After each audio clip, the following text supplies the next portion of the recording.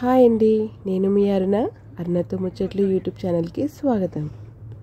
పిల్లలకి summer holidays ఇవ్వడంతో మా వారి ఇద్దరు ఫ్రెండ్స్ మొత్తం 3 ఫ్యామిలీస్ కలిసి 10 days ట్రిప్ ప్లాన్ చేశారండి. ఈరోజు మా ప్రయాణం పొద్దున 3:50కి షాలిమార్ ఎక్స్ప్రెస్ సికింద్రాబాద్లో ఎక్కడంతో మొదలైంది. నెక్స్ట్ డే మార్నింగ్ చేరుకోవాల్సిన టైం కంటే 2 hours లేట్గా మా ట్రైన్ కలకత్తా చేరుకుంది. దిగగానే తీసిన విజువల్స్ ఇవన్నీ. ఇదిగోండి, కనిపించే ఇద్దరు చిన్న పిల్లలే హనీ బనీ. ఇద్దరు పిల్లల వల్ల మా ట్రిప్ ఎంతో సరదాగా గడిచిపోయిందండి. ఒకసారి మా అందరిని ఒక లుక్ వేసుకోండి.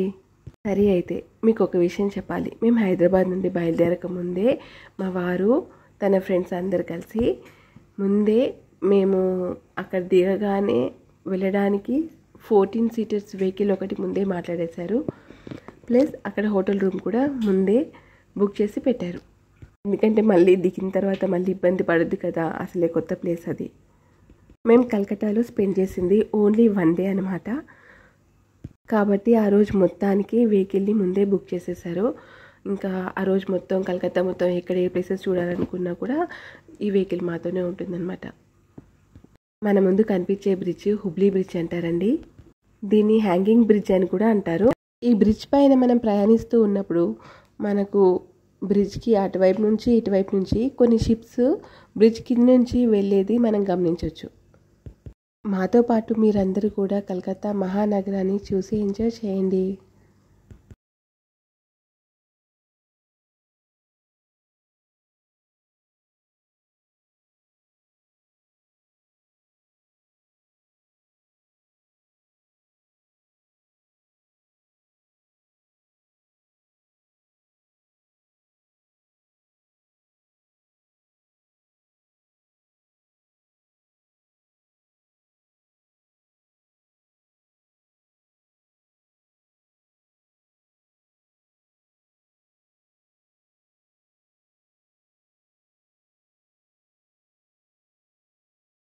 ఇప్పుడు మీకు కనిపిస్తున్న ప్రాంతాన్ని మైదాన్ అంటారండి.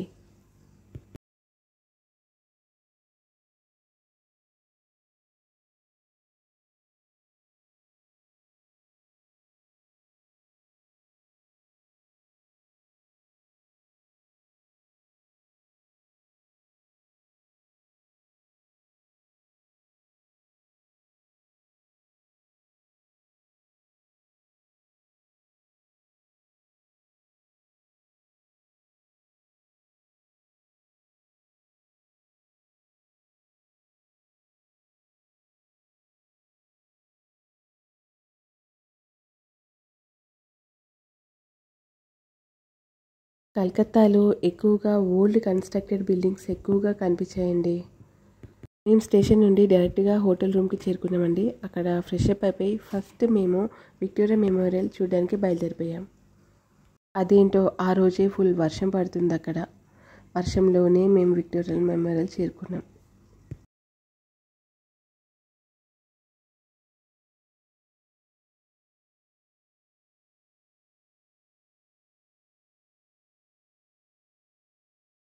అక్కడ వాళ్ళని అడిగితే చెప్పారు, చాలా రోజుల తర్వాత వర్షం పడుతుంది ఈరోజు అని.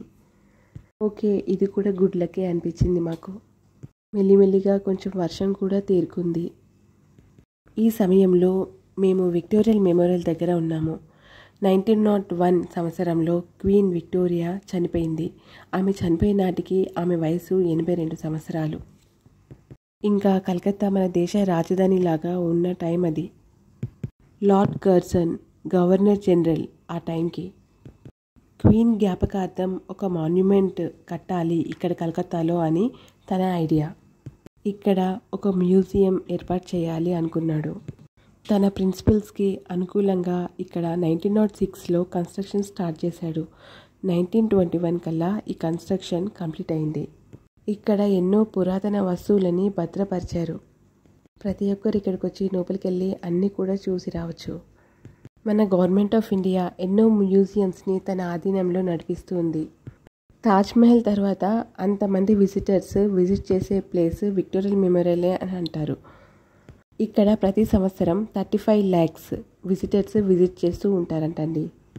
బాబర్, ఔరంగజేబ్ లాంటి ఎందరో మొఘల్ చక్రవర్తులు యూజ్ చేసిన వెపన్స్ని ఇక్కడ భద్రపరిచి ఉంచారండి. మన చరిత్ర తెలుసుకోవాలనుకునే వారికి ఇక్కడ ఎన్నో హిస్టారిక్ యాంటిక్యూస్ ఉన్నాయండి. అందరికీ తెలిసే ఉంటుంది, 1911 వరకు కలకత్తానే మన ఇండియాకి క్యాపిటల్ సిటీ లాగా ఉంది. 1911 తర్వాత ఢిల్లీని క్యాపిటల్ సిటీ చేసేశారు.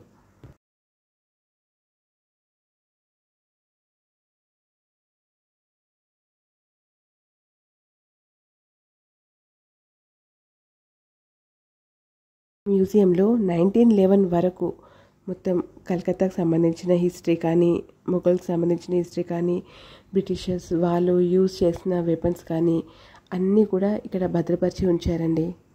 మ్యూజియం లోపల ఎంత అందంగా ఉంటుందో అలాగే బయటకు వచ్చిన తర్వాత విక్టోరియా మెమోరియల్ చుట్టూతా ఉన్న గార్డెన్, వాటర్ లేక్స్ చాలా బ్యూటిఫుల్గా ఉంటాయండి.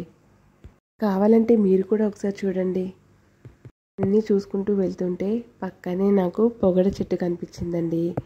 అబ్బా, ఇప్పుడే వర్షం పడింది కదా, పొగడ చెట్టు నిండా పువ్వులు ఉన్నాయి, ఎంత బాగున్నాయో చూడండి. పొగడ పువ్వులు చాలా అందంగా ఉన్నాయి కదా.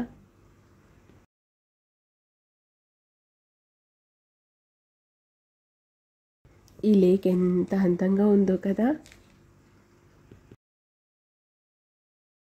రైట్ సైడ్ ఒక మాన్యుమెంట్ ఉంది, అలా చూస్తూ వెళ్తున్నాము. పక్కనే లెఫ్ట్ సైడ్ మాకు లేక్ కనిపించింది. అబ్బా, ఇంకా మేము లోపలికి వెళ్ళనే లేదు, అప్పటికే మాకు చాలా అందంగా అనిపించింది ఇక్కడ వ్యూ.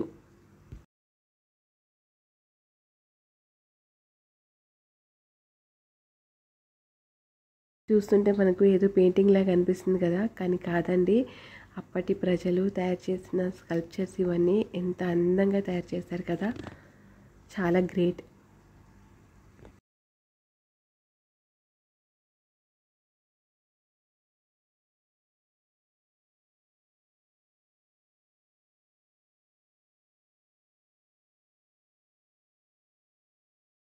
విక్టోరియల్ మెమోరియల్ అంటే చాలా చిన్నది కాదండి, చాలా పెద్దగా ఉంటుంది. చాలా పెద్ద భవనం. పక్కన గార్డెన్ చాలా బాగుందండి. ఇప్పుడే వర్షం పడి తేరుకుంది కదా, అసలు పూల చెట్లు కానీ పువ్వులు కానీ ఏమన్నా అందంగా ఉన్నాయా అసలు. అబ్బబ్బా, చాలా బ్యూటిఫుల్గా ఉందండి నేచర్ అయితే.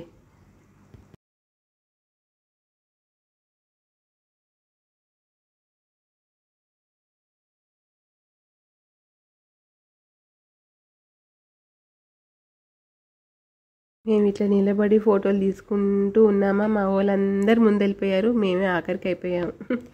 అందరు లోపలికి వెళ్ళిపోయారు కూడా మోస్ట్లీ. ఇంకా మేము అన్నీ చూసుకుంటూ ఫోటోలు తీసుకుంటూ వస్తున్నాం మెల్లగా. మా వాళ్ళకి అర్థమైపోయిందండి ఇక మా గురించి, ఇక వీళ్ళు ఇంతే అని చెప్పి మమ్మల్ని వదిలేసేసారు, వాళ్ళు లోపలికి వెళ్ళిపోయారు. మేము మంచిగా అన్నీ చూసుకుంటూ వస్తున్నాం ఇక లోపలికి. ఇదిగో ఇక్కడ నుంచే ఎంట్రన్స్ అండి. అన్నీ చూడండి, మీరు గమనించండి అన్నీ.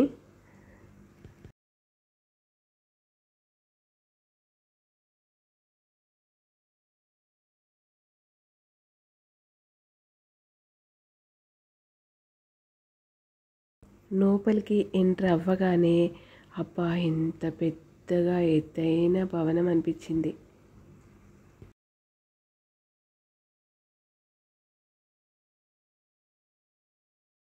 ఎక్కడి నుంచి ఎంట్రన్స్ పాయింట్ అనేది మాకు తెలియలేదు. అక్కడ పక్కన వేరే వాళ్ళని అడిగాము, అక్కడ సెక్యూరిటీ గార్డ్ లాగా ఉంటే అతను చెప్పాడు మాకు ఇటువైపు నుంచి వెళ్ళండి అని. ఎందుకంటే ఎటు నుంచి వెళ్ళాలో మాకు తెలియట్లేదు, అన్ని ఎంట్రన్సెస్ ఉన్నాయి. ఇక్కడ ఈ మెమోరియల్ కట్టినప్పుడు ఎలా కట్టారు అనేది ఎక్స్ప్లెయిన్ చేస్తూ అన్ని ఫోటో పిక్చర్స్ ఉన్నాయండి, కొన్ని పెయింటింగ్స్ కూడా ఉన్నాయి. ఇతనేనండి అప్పటి రాజు, మన దేశాన్ని పరిపాలించిన అతను. ఇతనికి అపోజిట్ డైరెక్షన్లో క్వీన్ ఉంటుంది. అప్పటి కాలం నాటి పిస్తూలు చూడండి మీరు కూడా. పెయింటింగ్స్ అయితే భలే ఉన్నాయి కదా.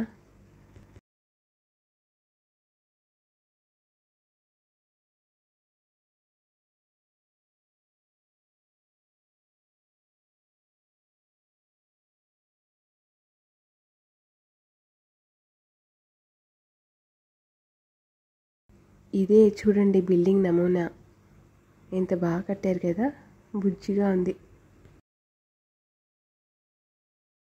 ఇక్కడ పెయింటింగ్స్ గురించి అయితే మరీ చెప్పాలనిపిస్తుంది. ఎంత బాగున్నాయో, ఒక పెయింటింగ్ని మించి ఇంకో పెయింటింగ్ ఉంది. అసలు ఎంత బాగా పెయింటింగ్ వేశారు. ఆ రోజులలో ఏం పాడుంటారో అసలు అర్థమే అవ్వట్లేదు. ఇంత బ్యూటిఫుల్గా ఇన్ని సంవత్సరాలైనా కూడా ఇంత చెక్కు చెదరకుండా ఉన్నాయి ఇక్కడ పెయింటింగ్స్.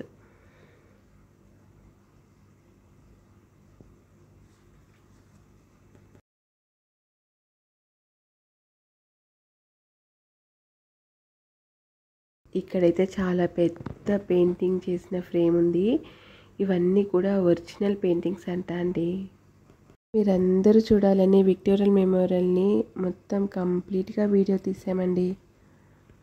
మరి అంతే కదా, మేము ఒక్కరమే చూస్తే ఎలా, మీకు కూడా చూపెట్టాలి కదా.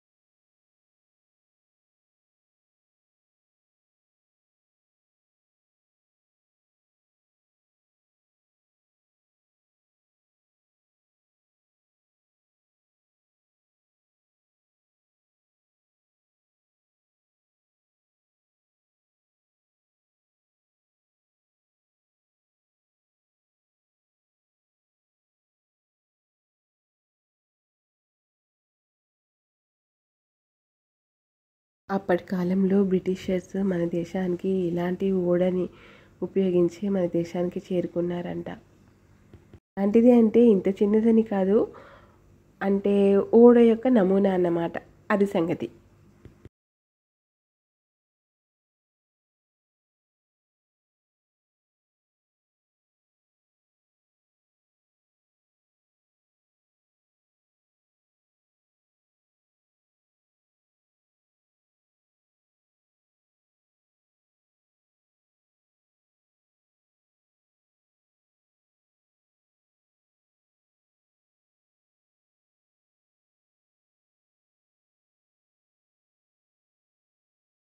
వాళ్ళు యూజ్ చేసుకున్న ఒక మ్యూజికల్ ఇన్స్ట్రుమెంట్, ఇదేంటో అందరికి తెలుసు కదా.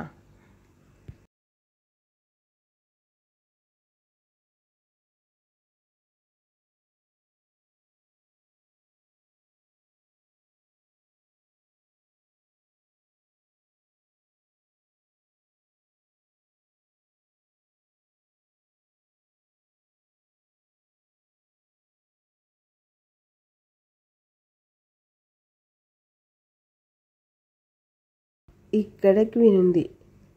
ఇంతకుముందు చెప్పాను కదా, ఇదే హాల్లో అటువైపు రాజు ఉన్నాడు, అపోజిట్లో క్వీన్ ఉంటుందని. ఇక్కడ అన్నమాట. ఇవన్నీ కూడా అక్కడి పిక్చర్స్, ఇవన్నీ కూడా ఎన్ని ఉన్నాయో.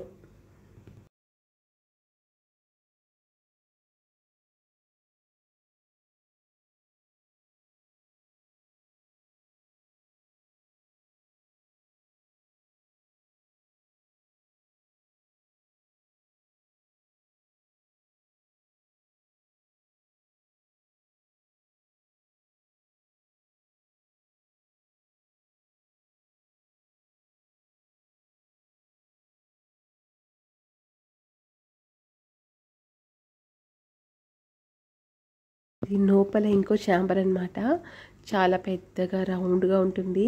మధ్యలో క్వీన్ విక్టోరియా ఉంటుందన్నమాట. చూడండి మీరు.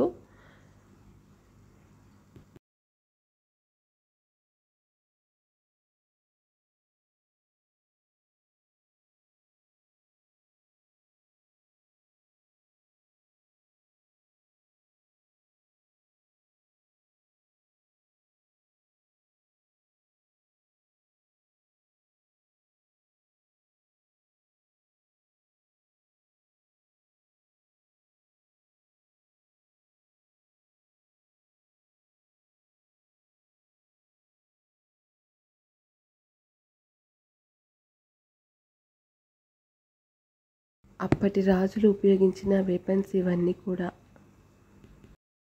అక్కడ లేబుల్స్ చూస్తే కానీ మనకు ఆ వెపన్స్ పేర్లు కూడా తెలియదు. మీరు కూడా నాలాగే అనుకుంటున్నాను, కానీ మీకు ముందే ఆ వెపన్స్ పేరు తెలుసుంటే మటుకు గ్రేట్ అబ్బా.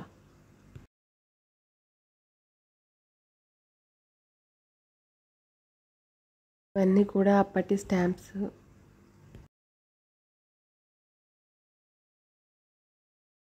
ఇప్పుడైతే ఇంటర్నెట్ ఉంది, కానీ అప్పటి కాలంలో బ్రిటిషర్స్ ఉన్న టైంలో యూజ్ చేసిన కేబుల్ వైర్స్ అంట. ఇవన్నీ కూడా మీకు చూపిస్తాను చూడండి. ఇవి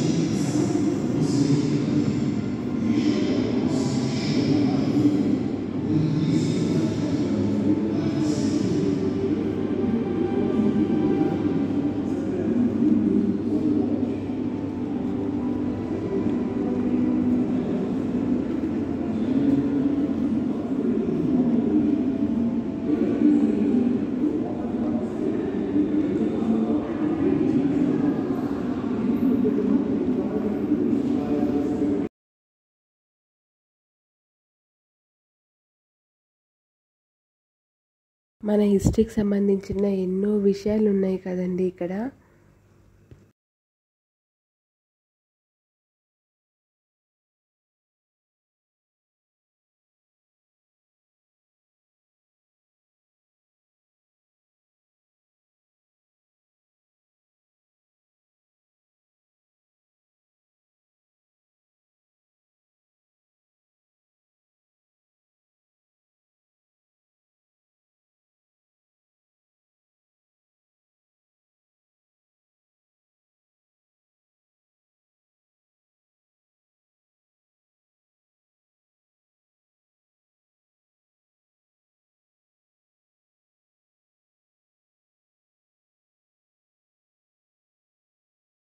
সংগঠিত ভাবে দেশকে স্বাধীন করার একমুখী লক্ষ্যে ఇక్కడ గార్డెన్లో నడుస్తూ ఉన్నప్పుడు చిన్ని బటర్ఫ్లైస్ వచ్చి నా చేతి మీద వాలాయండి. అది నేను ఫస్ట్ గమనించలేదు, తర్వాత చూస్తే నా చేతి మీద ఉన్నాయి. భలే అనిపించింది, అందుకని వీడియోలో క్యాప్చర్ చేద్దామని తీశాను.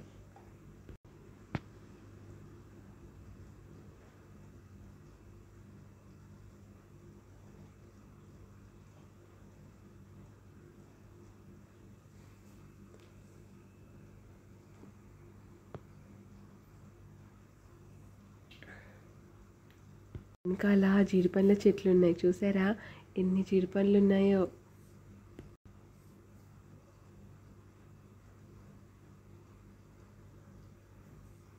చాలా రోజుల తర్వాత మళ్ళీ నేను చెట్ల మీద జీడిపండ్లు చూశాను.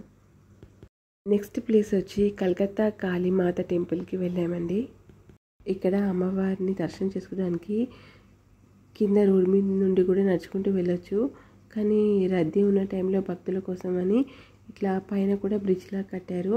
దీనిపైన నడుచుకుంటూ వెళ్తే మనం తొందరగా అమ్మవారి గుడికి చేరుకుంటాము. మేము వెళ్ళే టైంకి మధ్యాహ్నం అవడంతో తొందరగా గుడి పనిచేసే టైం దగ్గర పడుతుందని చెప్పారు. ఇంకొక హాఫ్ అన్ అవర్ అయితే లంచ్ బ్రేక్ ఉంటుంది అన్నారు. ఇంకా మేము స్పీడ్గా నడుచుకుంటూ వెళ్తున్నాము.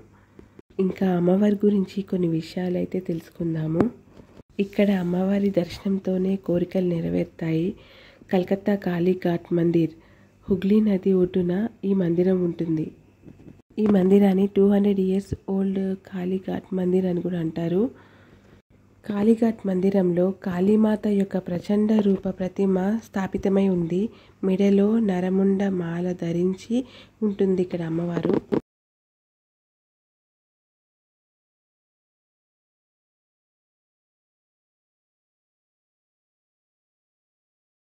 మా కాళీ నాలుక బంగారంతో చేయబడి ఉంది. భారతదేశంలోని 51 శక్తి పీఠాలలో అమ్మవారి ఆలయం కూడా ఒకటి. ఇక్కడ అమ్మవారి రైట్ లెగ్ బొటన వేలు పడింది. 1809లో ఇక్కడ దేవాలయం నిర్మించారు. ధనీ వ్యాపారి సబర్న్ రాయ్ చౌదరి 1809లో ఇక్కడ దేవాలయం నిర్మించాడు. భారత్లోనే చాలా ప్రసిద్ధమైన కాళీ మందిర్గా పేరొందింది ఇక్కడి ఆలయం. ఇక్కడి కాళీమాత ప్రతిష్ట కామ్దేవ్ బ్రహ్మచారి చేతుల మీదుగా జరిగిందంట. రాత్రిపూట టెంపుల్ వ్యూ ఇంత అందంగా కనిపిస్తుందండి. పక్కన కోనేరు రాత్రిపూట చాలా అందంగా ఉంటుంది. కోనేరు చుట్టూరు కూడా లైటింగ్స్ తోటి చాలా కలర్ఫుల్గా కనిపిస్తూ ఉంది కదా. అమ్మవారి దర్శనం చేసుకొని బయటికి రాగానే పక్కనే కోనేరు ఉంటుంది, కానీ చాలామందికి తెలియదు. మీరు ఎవరైనా అమ్మవారి దర్శనం చేసుకోవడానికి వెళ్ళినప్పుడు కంపల్సరిగా పక్కనే ఉన్న కోనేరుని కూడా చూడండి. ఇవి అమ్మవారి గుడి పాత ఫొటోస్. ఆలయం లోపల అమ్మవారు భక్తులకు ఈ రూపంలో దర్శనమిస్తూ ఉంటారు.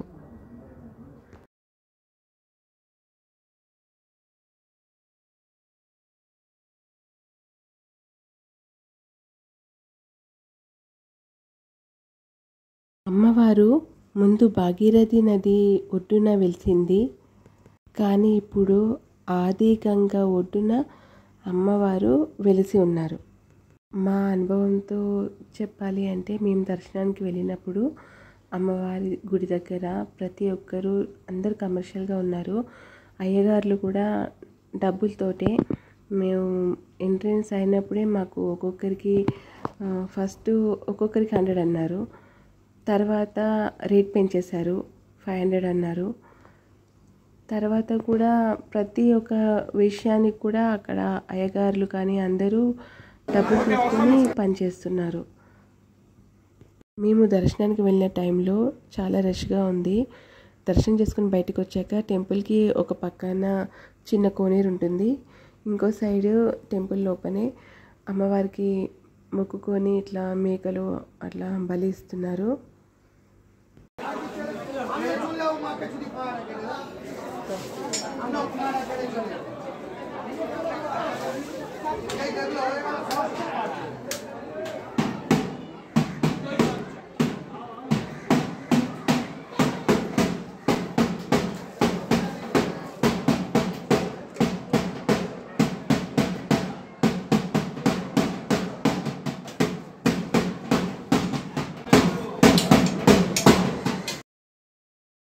నుంచి బయటికి రాగానే ఎక్కువగా నాకు శంఖంతో తయారు చేసిన బ్యాంగిల్స్ కనిపించాయి. కలకత్తా అంటేనే ఫేమస్ కదా, white colour bangles and red colour bangles కలిపి వేసుకుంటారు అక్కడ లేడీస్ ఎక్కువగా. అలాగే అక్కడ ఫ్రూట్స్ కూడా ఉన్నాయి. అక్కడ మనకు లోకల్లో దొరికే ఫ్రూట్స్ కొన్ని టేస్ట్ కూడా చేసాము, చాలా బాగున్నాయి టేస్ట్ కూడా. లంచ్ టైం అవ్వడం వల్ల మేము అక్కడ దగ్గరలో ఉన్న హోటల్లోనే లంచ్ చేసాము. ఇంకా మా పాప దోశ తీసుకుంది. ఇంకా ఎవరికి నచ్చిన ఫుడ్ వాళ్ళు ఆర్డర్ చేసుకున్నాము. నేనైతే కలకత్తా లోకల్ ఫుడ్ టేస్ట్ చేయాలని చెప్పి కలకత్తా లోకల్ ఫుడ్డే తీసుకున్నాను. మా పిల్లలు అక్కడి ఫుడ్ని సరిగ్గా తినలేకపోయారు, ఎందుకంటే టేస్ట్ కూడా చాలా డిఫరెంట్గా ఉంది. అక్కడ ఏమేమి డిషెస్ మాకు పెట్టారంటే ఫస్ట్ వైట్ రైస్, తర్వాత మన పనసకాయ గుమ్మడికాయతో కలిపిన కర్రీ ఒకటి, ఇంకోటి పాలక్ పన్నీర్, ఇంకోటి ఆలు భుజియా సన్న కట్ చేసి ఫ్రై చేశారు ఆలుని, పాపడ, వైట్ రైస్, పర్వల్ ఆలు కర్రీ, ఇంకోటి ముద్దపప్పులాగా ఉంది, ఇంకోటి మామిడికాయ పచ్చడిని ఇచ్చారు. అది ఆమ్రస్ లాగా ఉంది, నాకు బెల్లం వేసిన మామిడి పండు జ్యూస్ లాగా ఉంది, అది పచ్చడిని పెట్టారు. ఇంకా టేస్ట్ విషయానికి వస్తే చప్పగా ఉంటుంది. వాళ్ళు ఆవాలు రుబ్బేస్తారు కదా అన్నిట్లో కర్రీస్లో, ఆ టేస్ట్ తెలుస్తుంటుంది మనకు.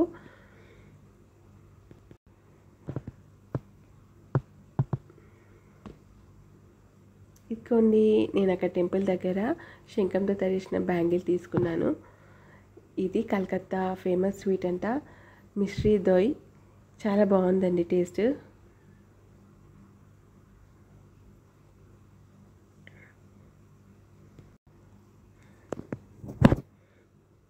పెరుగులో స్వీట్ బెల్లం వేసి చేశారు, చాలా బాగుంది స్వీట్ అయితే, చల్లగా. స్వీట్ చాలా బాగుంది, నేను తింటున్నాను. మీన్వైల్ మీ అందరికీ కూడా కలకత్తాలో ఫేమస్ స్వీట్స్ చూపిస్తాను, చూసేయండి.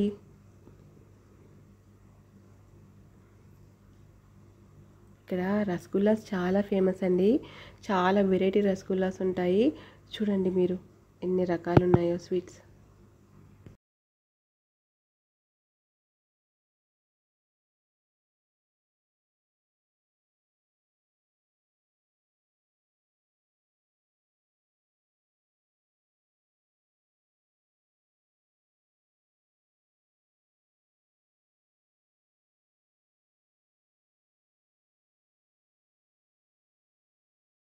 ఎక్కువగా నేను గమనించింది ఏంటంటే కలకత్తా స్వీట్స్లో పాలతో తయారు చేసిన స్వీట్స్ అన్నీ ఉన్నాయి. మోస్ట్లీ పాలతో తయారు చేసిన స్వీట్సే అన్నీ.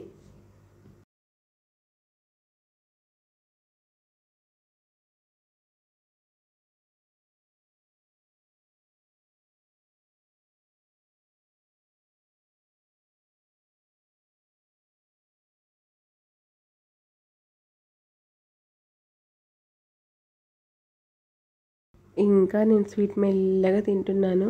మా పాపకి ఇద్దామంటే మా పాప వద్దు అంది. సరే ఇంకా నేనే తింటానులే అని మెల్లిగా తింటూ వచ్చాను. నెక్స్ట్ ఇప్పుడు కనిపించేది హౌరా బ్రిడ్జ్. చూసేయండి ఈ బ్రిడ్జ్ని కూడా. ఈ బ్రిడ్జ్ స్పెషాలిటీ ఏంటంటే ఈ బ్రిడ్జ్ కన్స్ట్రక్షన్ చేసినప్పుడు ఎక్కడ కూడా నట్లు బోట్లు అవేమి వాడలేదు. మొత్తం బ్రిడ్జ్ అంతా కూడా వెల్డింగ్ చేసుకుంటూ కట్టేశారు. మనం ఈ బ్రిడ్జ్ పై నుండి వెళ్తున్నప్పుడు దూరంగా మనకు హుగ్లీ బ్రిడ్జ్ కూడా కనిపిస్తుంది.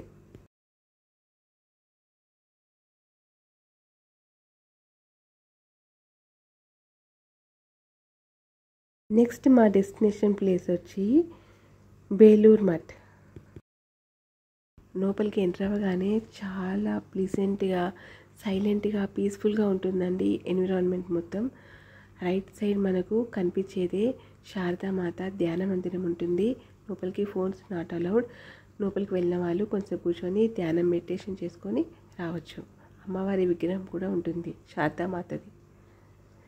బయట రాగానే చిన్ని గార్డెన్ ఉంది, అలాగే కొన్ని పెద్ద పెద్ద మామిడి చెట్టు వృక్షాలు కూడా ఉన్నాయి. చాలా బాగుందండి అక్కడ.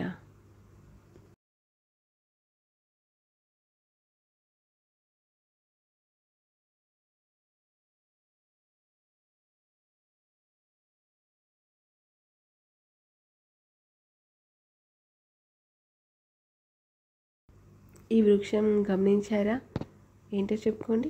సరే నేనే చెప్పేస్తానులే. నాగమల్లి చెట్టు మన సైడ్ చాలా రేర్గా ఉంటుంది కదా, అక్కడైతే చాలా విరివిగా చాలా ఎక్కువగా కనిపించాయి నాకు అక్కడ. ఇదేనండి ఎంట్రన్స్. మనకు బేలూరు మఠ్ లోపలికి వెళ్తూ ఉన్నాం మనం ఇప్పుడు. లోపల చాలా పెద్ద ఓపెన్ ప్లేస్ ఉంటుంది, చాలా పెద్ద గార్డెన్ ఉంటుంది. ఇక్కడ మనం ప్లేస్ హిస్టరీ గురించి తెలుసుకున్నట్టయితే స్వామి వివేకానంద తన డబ్బులతో ఈ ప్లేస్ని కొన్నాడు. ఎందుకోసమంటే తన గురువైన రామకృష్ణ పరమహంస జ్ఞాపకార్థం ఇక్కడ ఒక మెమోరియల్ ధ్యాన మందిరం లాగా ఏర్పాటు చేయాలనుకున్నాడు. తన జీవితంలో లాస్ట్ డేస్ కూడా ఇక్కడే స్పెండ్ చేశారు స్వామి వివేకానంద. తను చనిపోయింది కూడా ఇక్కడే. తను లాస్ట్ చనిపోయినప్పుడు ఉన్న ఇల్లు కూడా ఇక్కడే పక్కన ఉంటుంది, బేలూరు మఠ్కి రైట్ సైడ్ కార్నర్లో. అలాగే లెఫ్ట్ సైడ్ కార్నర్లో వచ్చి శారదామాత చనిపోయాక తను సమాధి ఉంటుందండి. కంపల్సరీగా అందరూ విజిట్ చేయాలి.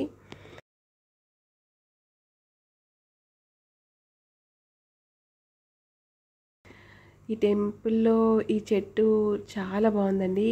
ఈ చెట్టు నాగమల్లి చెట్టు మనకి పుష్పాలు చాలా తక్కువగా కనిపిస్తాయి మన వైపు. అక్కడైతే నేను ఎక్కువగా చూశాను. అసలు చెట్టు నిండా పువ్వులు, చెట్టు నిండా పండ్లు కనిపించేటప్పటికీ అసలు ఎంత ఆనందం అనిపించిందో అసలు నాకైతే. అందుకనే మీ అందరు కూడా చూపెట్టాలని చెప్పేసి తీస్తున్నాను. అక్కడ చాలా చెట్లు ఉన్నాయండి, నాగమల్లి చెట్లు.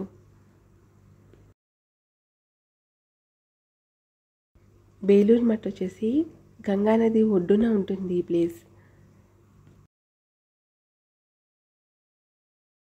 నాగమల్లి చెట్టు పువ్వులు ఎంతో అందంగా ఉంటాయండి. ముఖ్యంగా చెట్టుకున్న పువ్వులు ఎర్రటి రెక్కలతో మధ్యన శివలింగ ఆకారం ఉండి, ఆ శివలింగ ఆకారం పైన నాగుపం పడగల్లాగా 1000 పడగల్లాగా లోపల పుప్పళ్ళుండి ఎంతో అందంగా ఉంటుందండి చూడటానికైతే. పువ్వు అయితే చెట్టు కూడా చాలా బాగుంది. ఒకసారి మీరందరూ కూడా చూడండి. లక్కీలీ మాకు ఇప్పుడు చెట్టుకి పువ్వులతో పాటు పండ్లు కూడా ఉన్నాయి. మన సైడ్ అయితే చాలా రేర్ అండి, అక్కడైతే చాలా ఎక్కువగా ఉన్నాయి ఈ వృక్షాలు. మీరందరూ కూడా చూడండి. ఈ పువ్వులని శివునికి ఎంతో ఇష్టమైన పువ్వులని చెప్తుంటారు. ఇదేనండి బేలూరు మఠ్. చాలా అందంగా ఉంది కదా. కానీ లోపల మటుకు ఫోన్స్ నాట్ అలౌడ్. లోపల మెడిటేషన్ చేసుకొని రావచ్చు. పక్కన గార్డెన్లో వ్యూ అండి ఇది. చాలా మంచిగా అనిపించింది. ఇవన్నీ ఆర్టిఫిషియలే కానీ ఎంతో ఒరిజినల్ లాగా అనిపించింది. అప్పటి కాలంలో వాడిన జట్కా బండ్లు అంటారు కదా, అవన్నీ. మీరు కూడా చూడండి ఒకసారి. ఇక్కడ హిస్టరీని తెలిపే ఫోటో ఫ్రేమ్ ఉందండి, మీరు కూడా చూడండి. ఇదేనండి వివేకానంద మ్యాంగో ట్రీ అంటారు ఇక్కడ. తను చివరి క్షణాలు గడిపిన ఇల్లు. ఈ మ్యాంగో ట్రీ దగ్గరే తను ఎన్నో ప్రసంగాలు చేశారంట. బేలూరు మఠ్కి పక్కనే గంగానది పారుతూ ఉంటుందండి. ఎంత అందంగా ఉందో కదా గంగానది. మానే తో గంగామయ్ హే నా మానే బెహతా పానీ. నెక్స్ట్ మేము దక్షిణ కాళీ మందిరానికి వచ్చాము. ఇక్కడ రామకృష్ణ పరమహంస కాళీమాత కోసం మందిరం నిర్మించారు. ఇక్కడ ట్రాఫిక్ ఎక్కువ కాబట్టి అమ్మవారి గుడికి వెళ్ళడానికి స్కైవే బ్రిడ్జ్ని ఏర్పాటు చేశారు. మనం బ్రిడ్జ్ మీదుగా నడుచుకుంటూ అమ్మవారి గుడికి వెళ్ళొచ్చు. దారిలో ఉన్న షాప్స్లో అమ్మవారి కోసం పువ్వులు, స్వీట్స్ అన్నీ కూడా అవైలబుల్గా ఉన్నాయండి. మనం అమ్మవారి పూజ కోసం అని మనం కొంచెం తీసుకొని వెళ్ళొచ్చు. మన దేశంలో ఉన్న 51 శక్తిపీఠాలలో ఈ క్షేత్రం కూడా ఒకటి. ఈ ఆలయం దగ్గర అమ్మవారి రైట్ లెగ్ బొటనవేలు కాకుండా మిగతా ఫింగర్స్ పడ్డాయని అంటారు. మేము గుడికి చేరుకునేటప్పటికి రాత్రి అయిపోయింది. ఇక్కడ అమ్మవారికి రాత్రిచ్చి హారతి అటెండ్ అవ్వాలని చెప్పి తొందరగా వెళ్ళాము. ఈ గుడి లోపలికి ఫోన్స్ ఆర్ నాట్ అవైలబుల్. మేము ముందే ఫోన్స్ని బయట డిపాజిట్ చేసి గుడి లోపలికి వెళ్ళాము. అమ్మవారి దర్శనం చేసుకున్నాము. ఇక్కడి ఆలయంలోనే రామకృష్ణ పరమహంస కాళీమాతకు తనే స్వయంగా పూజ చేసేవారు. ఇక్కడ ఆలయాన్ని బెంగాలీ పద్ధతిలో నిర్మించారు. గర్భగుడిలో కాళీమాత విగ్రహం దక్షిణముఖంగా ఉంటుంది. ఇంకా దేవాలయం విషయానికి వస్తే పెద్ద ఆవరణలో అమ్మవారి గర్భగుడి ఉంటుంది. చుట్టూరు 4 వైపులా చిన్న చిన్న దేవాలయాలు ఒక క్రమ పద్ధతి లాగా లైన్గా ఉంటాయి. మేము ఈరోజు మాతో పాటు వచ్చిన అన్నయ్య అలాగే స్వాతి వీళ్ళది మ్యారేజ్ యానివర్సరీ. అది మాకు సర్ప్రైజ్, మాకు ముందు తెలీదు. ఇంకా అప్పటికప్పుడు కేక్ తెప్పించేసి ఇంకా అన్నయ్య వాళ్ళు కేక్ కట్ చేశారు. ఇంకా మ్యారేజ్ డే కూడా సెలబ్రేట్ చేసుకున్నాం ఇట్లా. అలాగే మేము ఈ చైనీస్ రెస్టారెంట్లో చికెన్ ఫ్రైడ్ రైస్ తిన్నాము. అలాగే బెంగాల్ ఫేమస్ ఫిష్ వచ్చేసి బక్లా ఫిష్ అంటారంట.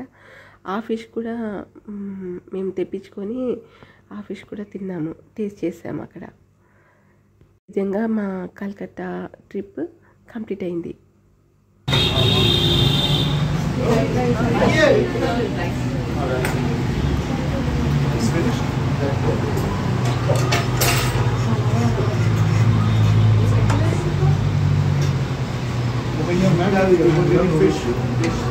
They are ordering fish. Two plates.